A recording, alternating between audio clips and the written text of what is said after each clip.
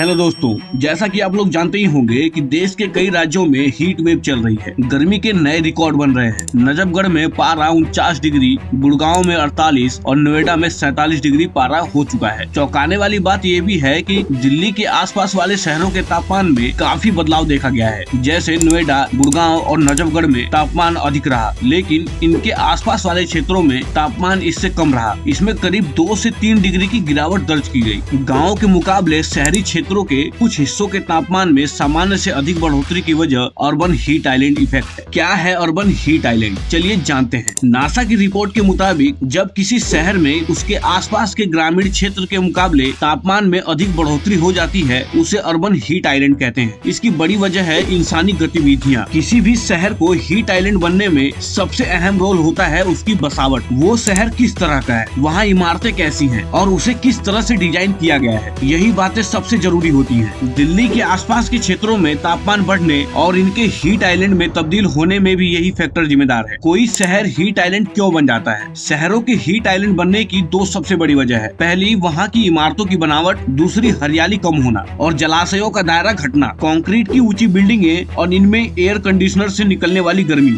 शहरों में ट्रैफिक के कारण बढ़ती गर्मी। सिर्फ यही नहीं, बिल्डिंग में ईंट की जगह शीशे और स्टील का बढ़ता इस्तेमाल भी गर्मी के असर को बढ़ाने में मदद करता है। ये सब चीजें मिलकर एक शहर को हीट आइलैंड में तब्दील कर देती हैं। पौधे कार्बन डाइऑक्साइड को सोखते हैं और क्षेत्र का तापमान घटाने का काम करते हैं, लेकिन शहरीकरण के कारण पेड़ों की संख्या तेजी से घट रही है। तालाबों में बढ़ते अतिक्रमण के कारण इनका दायरा घट रहा है और इसका नतीजा ये है कि तापमान में भी उतनी ही तेजी से रिकॉर्ड बन रहा है। कैसे कम होगी ये गर्मी? शहरों में ऐसे ही हीट आइलैंड ना बने, इसका सबसे बड़ा उपाय ये हो सकता है कि चारों तरफ हरियाली यानी पेड़ पौधे की संख्या को बढ़ाना। खुली जगहों पर पौधे लगाकर तापमान में कमी लाई जा सकती है। इसके लिए टेरेस गार्डन और किचन गार्डन बनाए जा सकते हैं। छत की जमीन पर सफेद रंग से पुताई करा सकते हैं। ऐसे कई तरीकों को अपनाकर गर्मी के असर को कम किया जा सकता है। इसके अलावा ऐसी चीजों के इस्तेमाल को बढ़ावा देना चाहिए जो एनर्जी की खपत को कम करे। एसी का जरूरत भर ही इस्तेमाल करें। जहाँ पर पंखे और कूलर से काम चल सकता है, वहाँ इनका इस्तेमाल नहीं करना चाहिए। हीट स्ट्रोक का हमला हो जाए तो क्या कर सकते हैं? बाहर निकलने पर अगर बहुत थकान होने लगे, चक्कर आने लगे या कमजोरी महसूस होने लगे, बेचैनी बढ़ जाए, बहुत अधिक आपको प्यास लगने लगे, तो समझ जाइए कि हीट स्ट्रोक का हमला होने वाला है। जैसे ही ये लक्षण दिखे, तुरंत ही कहीं न कहीं किसी घर के अंदर पनाह ले लो। पानी पिए और अगर संभव हो तो नमक, चीनी और पानी का घोल पी लो। बाहर निकलने से पहले कोशिश करें कि बैग में पानी और ORS का घोल जरूर रख लें। अगर गंभीर लक्षण है तो किसी न किसी अस्पताल तुरंत जाएं। सो आज की इस वीडियो में बस इतना ही। आप क्या सोचते हैं कमेंट में जरूर बताना, और वीडियो अच्छी लगी हो तो वीडियो को लाइक करना और इंडिया फैक्टोइड को सब्सक्राइब करना मत भूलना। आपसे मिलता हूँ ऐसे इंटरेस्टिंग फैक्ट्स के साथ इन नेक्स्ट वीडियो।